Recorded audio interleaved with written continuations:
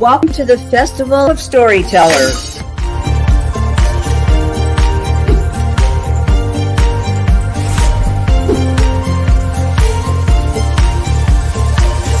I thank everybody that's involved with this process because we know writers need readers and writers need publishers.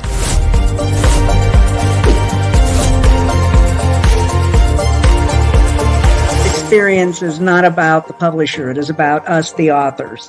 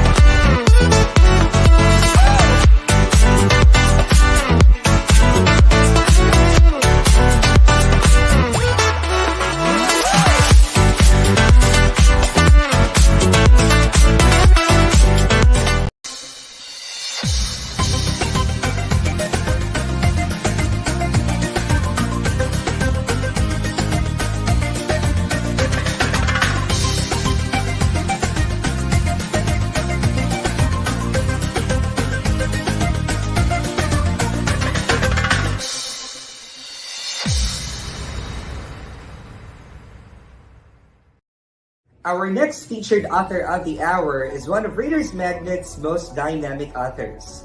Let us all welcome Chuntenita Brewington Davis. Chuntenita is an author who is passionate about empowering individuals to find their voice and express their desires.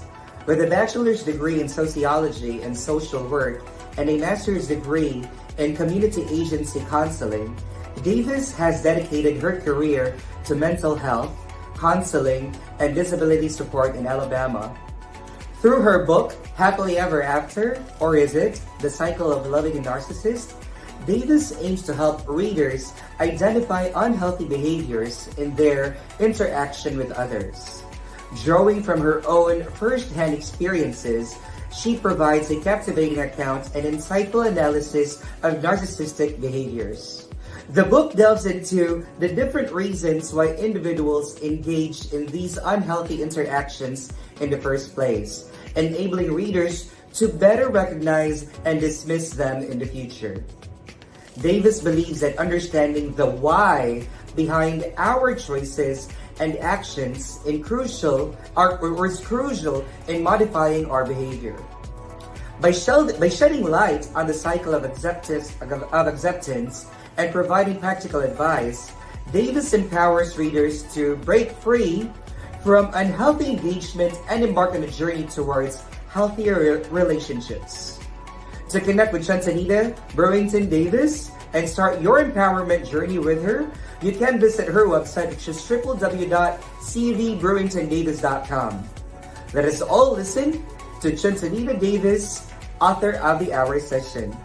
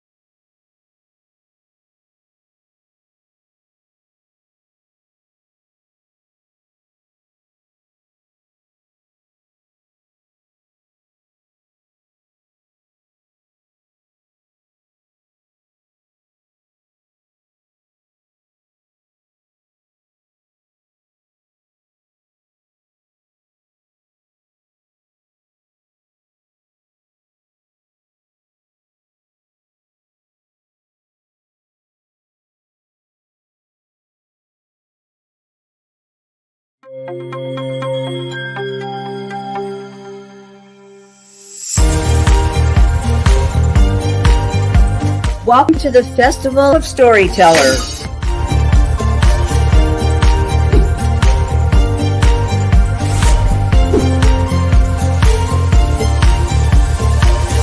I thank everybody that's involved with this process because we know writers need readers and writers need publishers.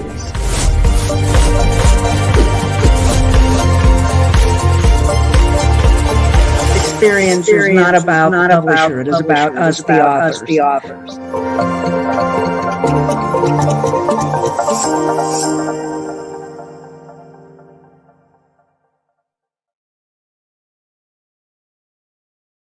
Someone say something because someone else may be able to recognize and show you, like, look, this is not healthy, since you cannot recognize Exactly. it yourself. Exactly. Yeah. Correct. So communication is the key, right? So you advise that Yes, you for just keep sure. on, keep on sharing, or like just if there's something that you have or you're feeling, you need to speak up about it, okay? Whether it's your Hmm. family or your Yes, even friends if you or feel something with yourself, of course, even if you feel something is just not right yourself, because we all mm-hmm, have that innate kind of ability to sense just something isn't mm-hmm, right. So if you notice that, I mean, kind of pay some mm-hmm, attention to it and just kind of look mm-hmm. and evaluate things. Definitely. Correct, correct. Now, for my last question, Chantinita, what do you think differentiates Mhm. Happily Ever After, or is it, or to your other book, which is The Cycle of Loving and Narcissistic, from the other books in the same genre or category?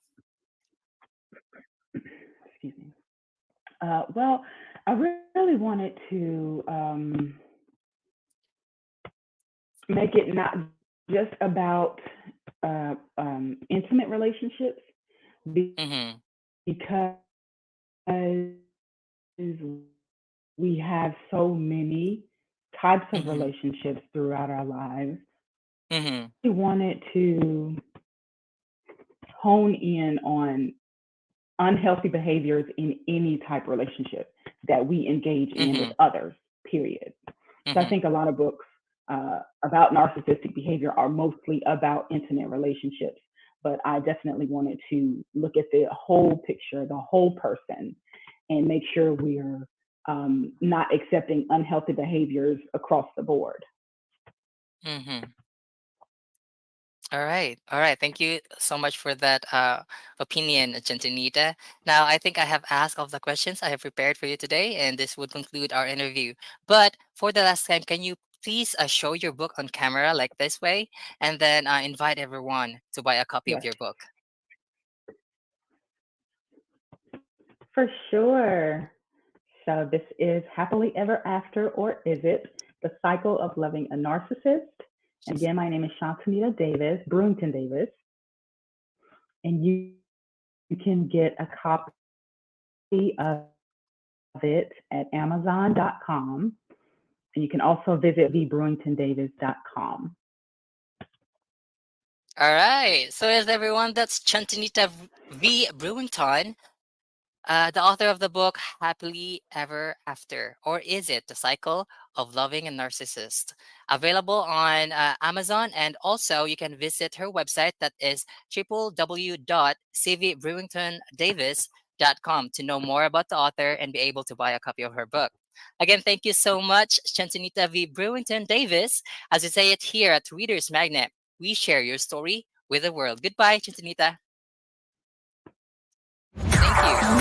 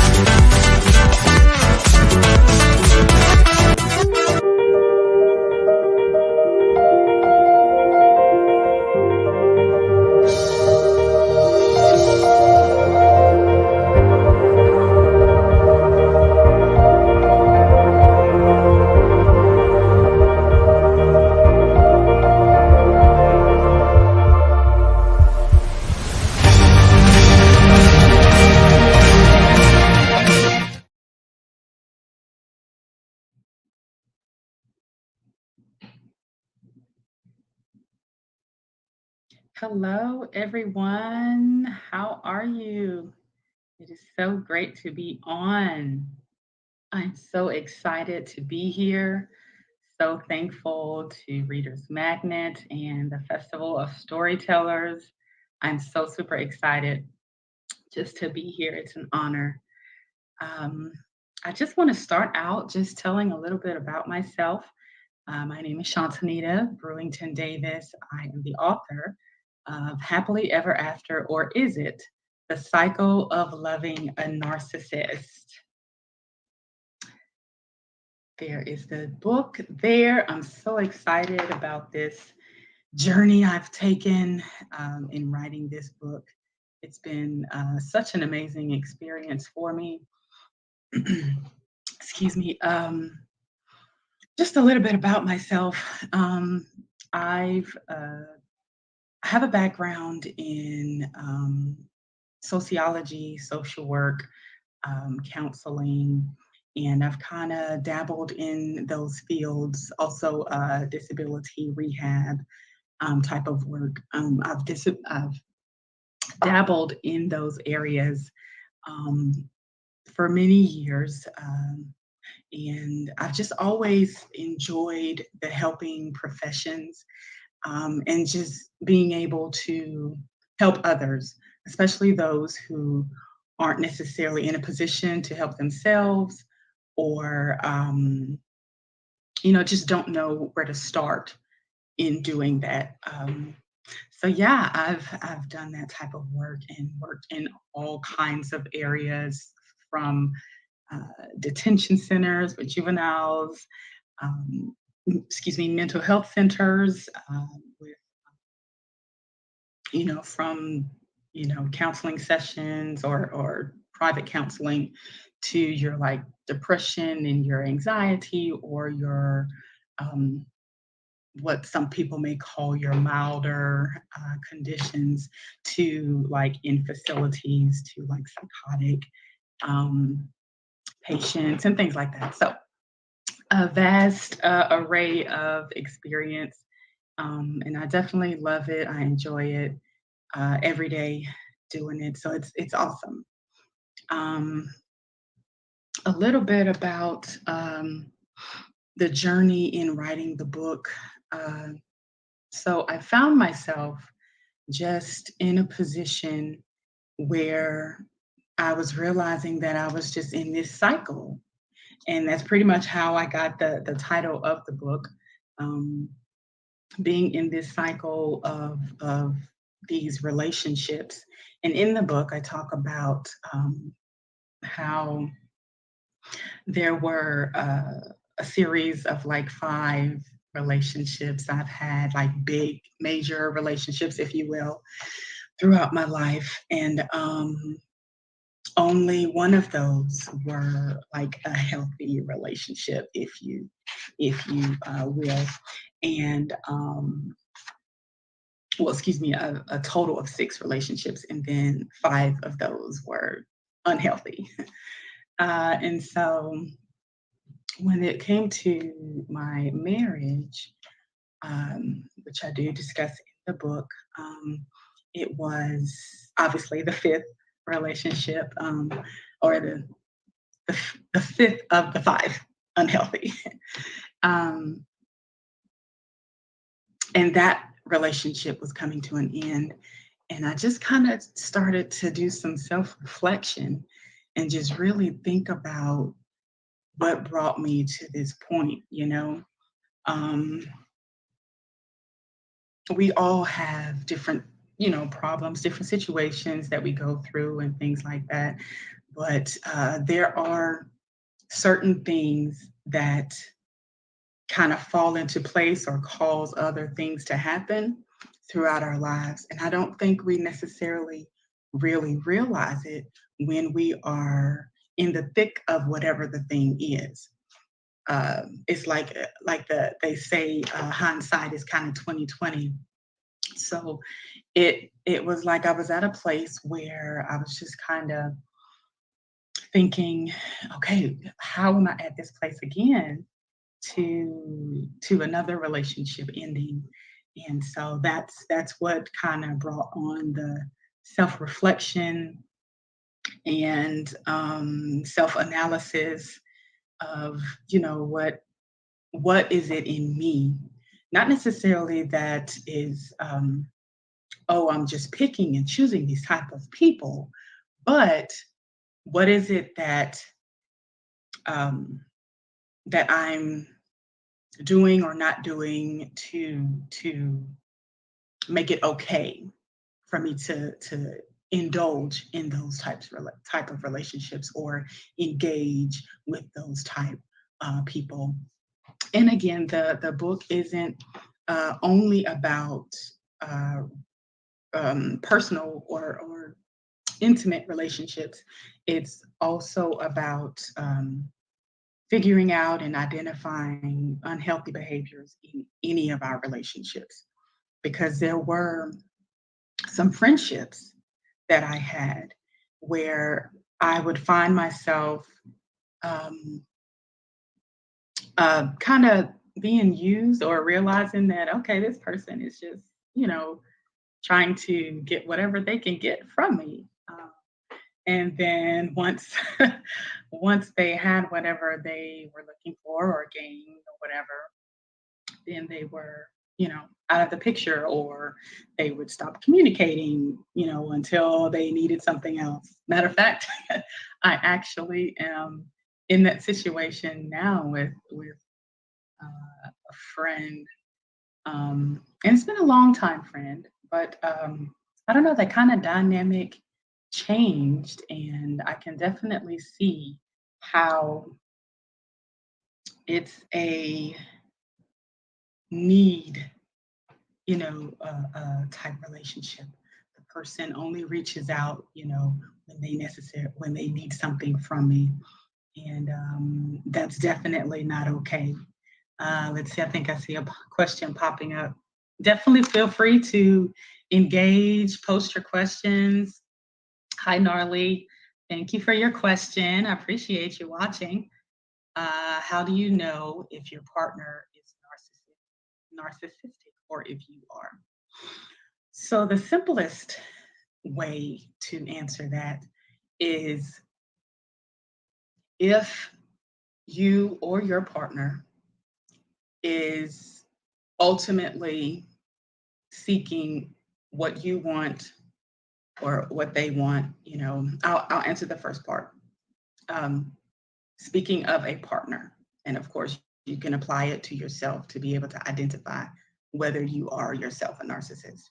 So, if the partner is only about themselves at the expense of others, like, excuse me, for example, like I was just saying about my friend, that particular person doesn't necessarily reach out when, oh, just, hey, how you doing, or whatever. It's always about what they want, what they need, um, without the consideration of anyone else. And in the book, I also go into, it mentions that there is a bit of narcissism in all of us, because of course, you love yourself. We all love ourselves.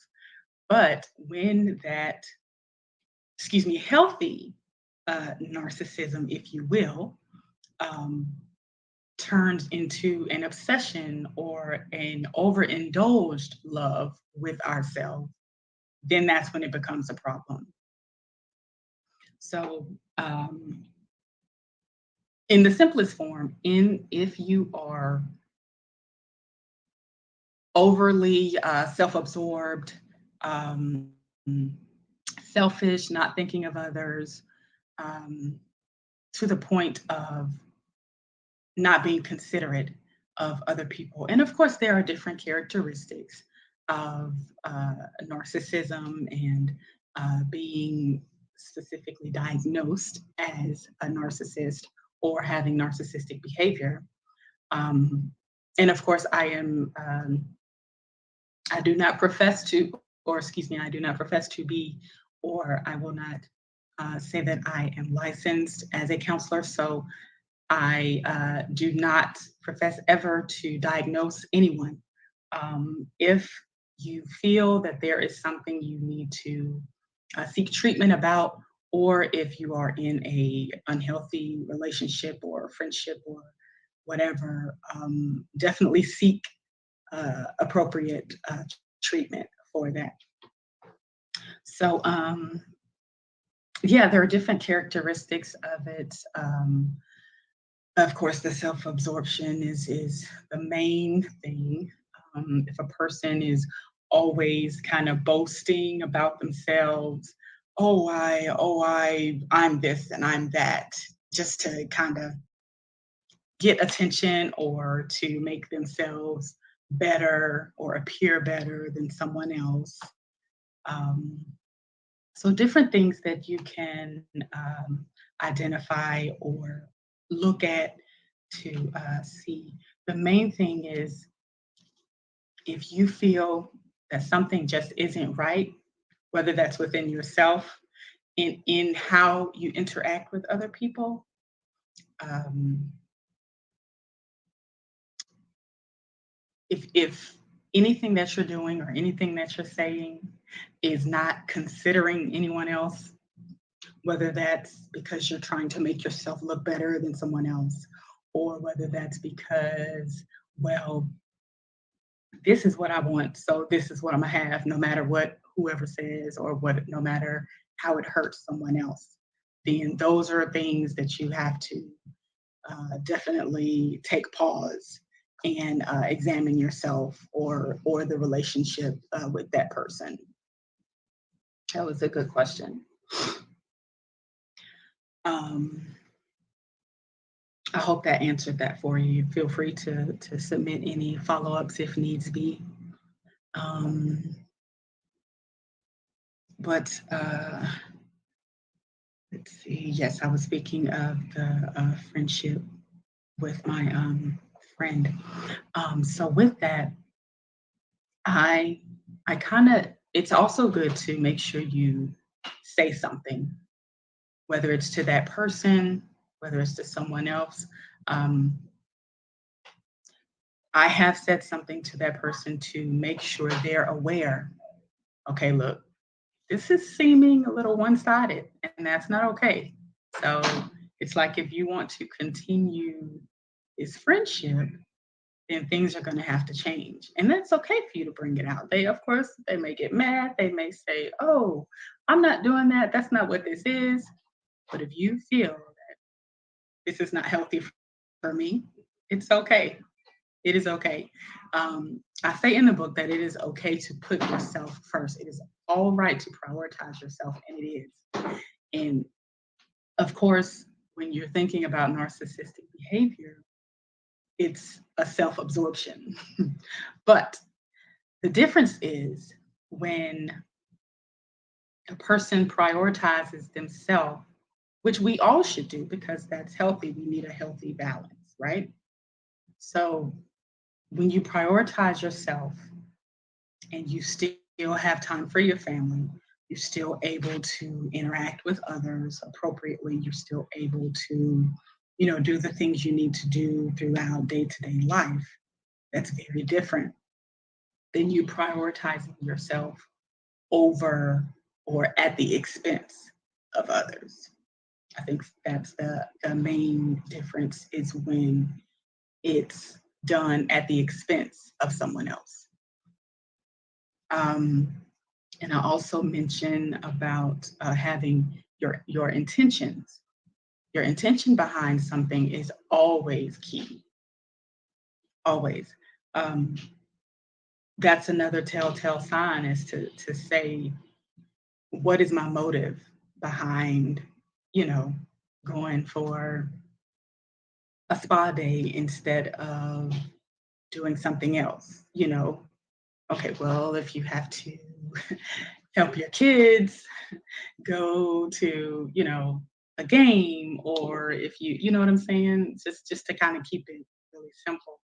Um, it's not to say that you can't have that spa day, or it's not to say that you can't um, do that for yourself after. But our children need us, right? And it means the world to them that we're there for them. So just a real general explanation or example there. Um, yeah, so let's see. And then a little bit about my journey through writing. And in this session, I'm kind of just getting to know you guys and letting you all get to know me. So again, feel free to put any questions in as you so desire, and I'll stop my little bio or intro or whatever and address those questions. Um, my journey while actually writing the book, um, like I mentioned in the pre-interview, it was very, very healing for me, because I truly, when I was at the point of my marriage ending, I truly wanted to do some soul searching, as they say, and I wanted to do some self analysis, some real inner work, to try to figure out what about me or the way I tick and the way I work and things like that. Not necessarily saying, oh, what about me is causing, someone to treat me this way or whatever the case may be. No. But what things within me made it okay for me to accept that type of relationship or behavior or friendship or whatever. And I found myself even accepting it in the workplace, some of my jobs where there were some supervisors that would just, you can have a person that's just an awful person just because, just for general purposes, unfortunately. But in that is not okay for them to treat others, uh, wrong or rudely or be inconsiderate, no matter that I'm your subordinate. Everyone needs respect, deserves respect, and requires respect.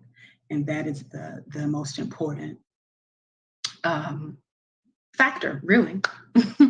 Respect for yourself, respect for others. Um, and so, so the working relationship,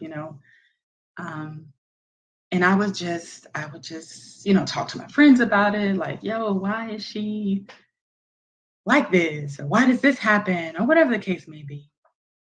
And it was ultimately through this journey of writing this book where I really just sat down and like I discuss in the book, understanding your why and how. It's like, why is it that the main question, why is it that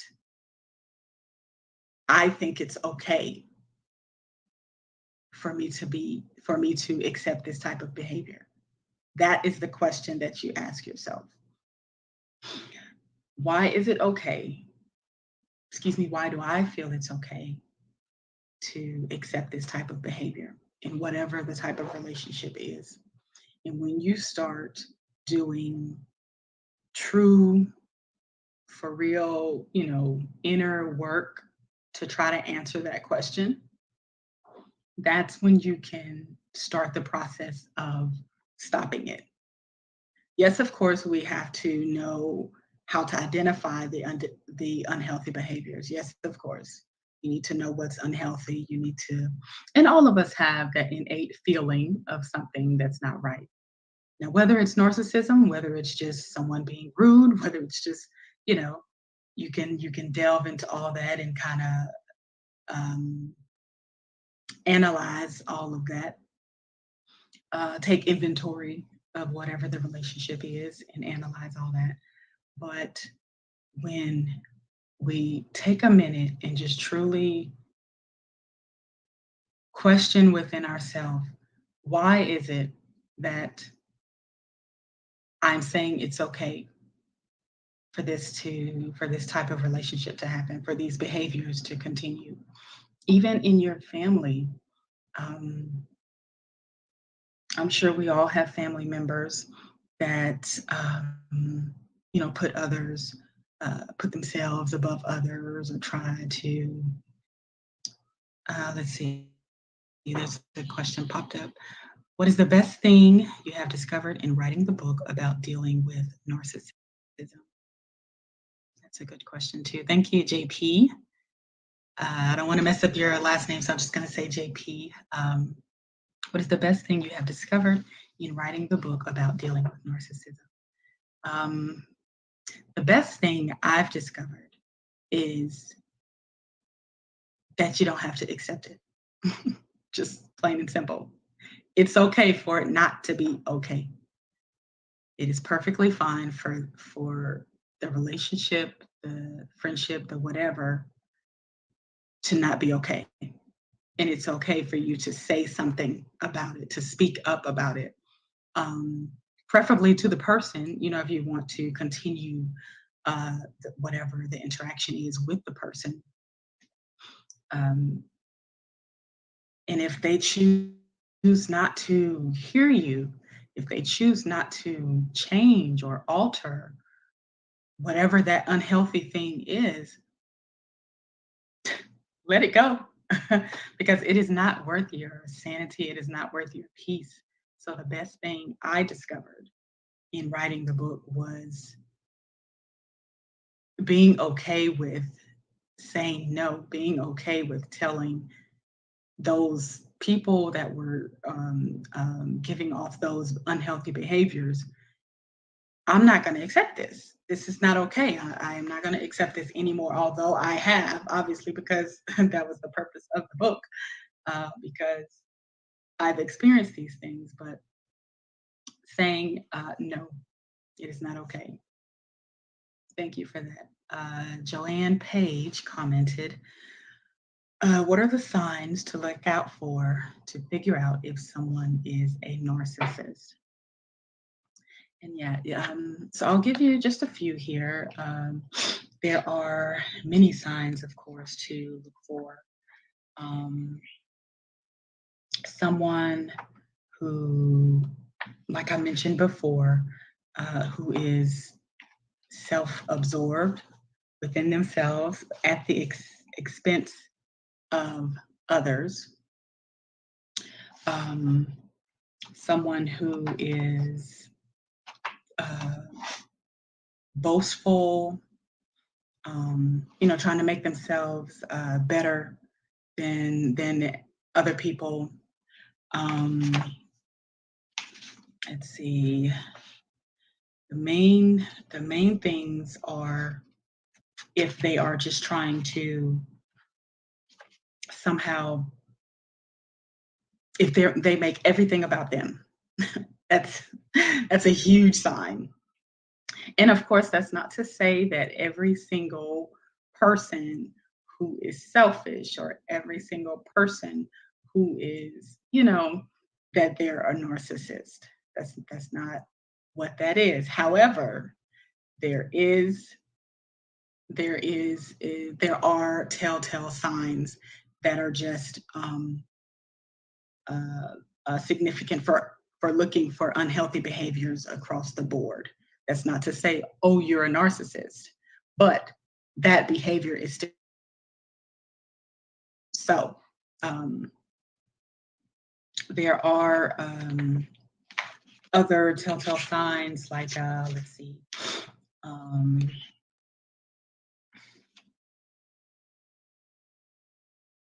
taking advantage of others, of course, but to achieve their own goals or their own gains. So that's something else. Again, the point of that is because they're selfish tendencies or whatever. Thank you for that question. Sam asks, how does the book emphasize the importance of knowing the why behind our choices and actions in modifying behavior? That's good. Thank you so much, Sam. So it emphasizes the importance of why in that. So how does the book emphasize that? I go into my why. and how identifying that it was a situation with my father that happened when I was younger, and that was my why. Now, in identifying your own why, what makes that so important is because we can't really understand why we do things, or we can't really understand the behaviors that we do, or um, um, the accepting, until we understand why we do that. For me, it was because there was some. I don't want to go into necessarily all of the situation, but my why, it was because I. It was mostly about the self-esteem issue. Okay, and I'm just going to use me as an example.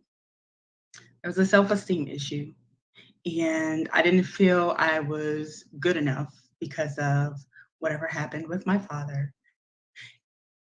And so I internalized that. And in doing that, it set the tone for how I looked at myself in every situation. And with that, not until I understood, oh my gosh, okay, I don't feel like I'm good enough to have this particular job.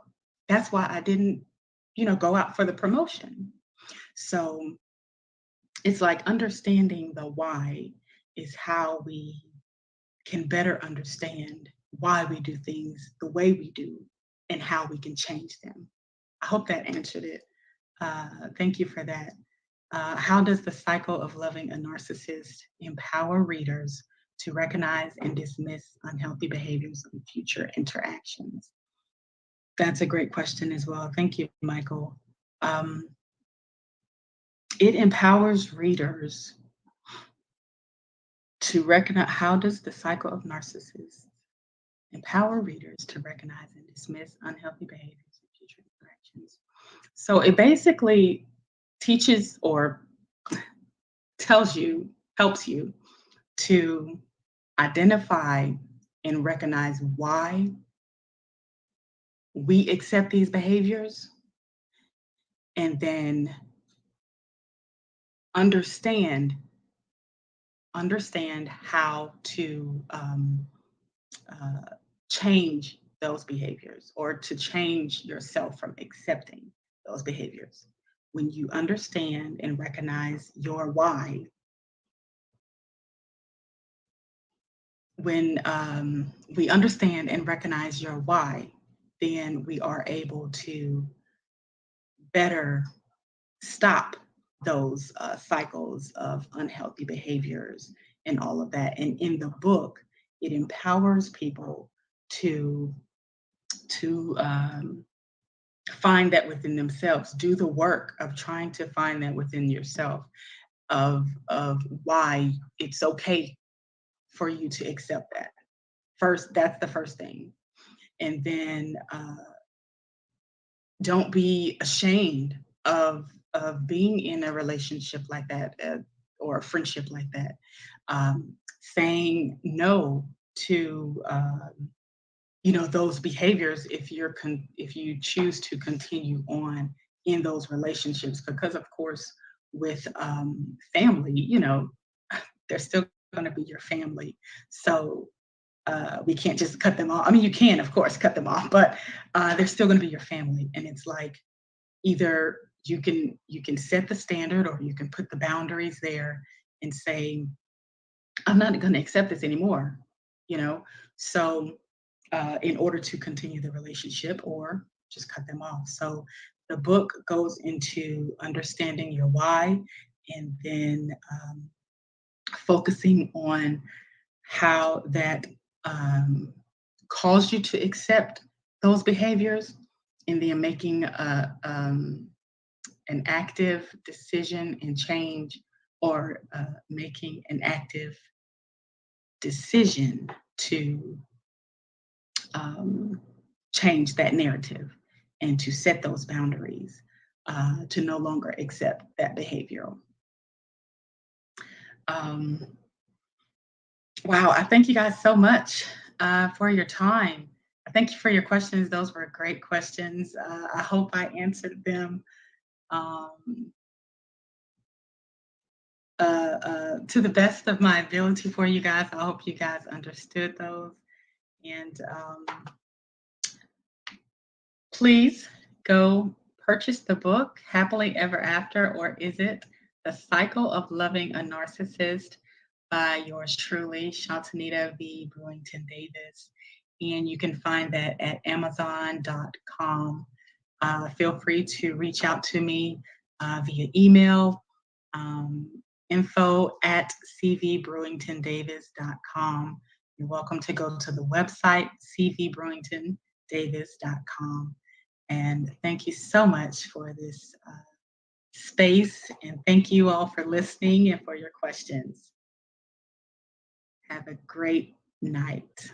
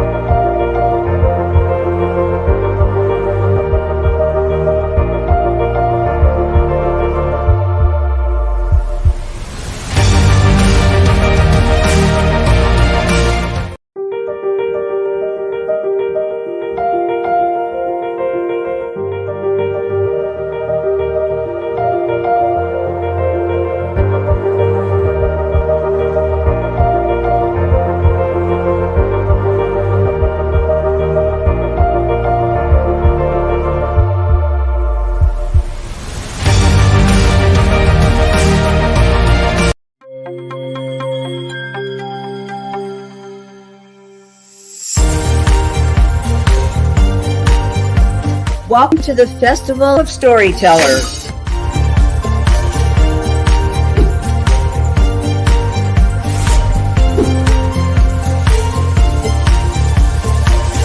I thank everybody that's involved with this process because we know writers need readers and writers need publishers.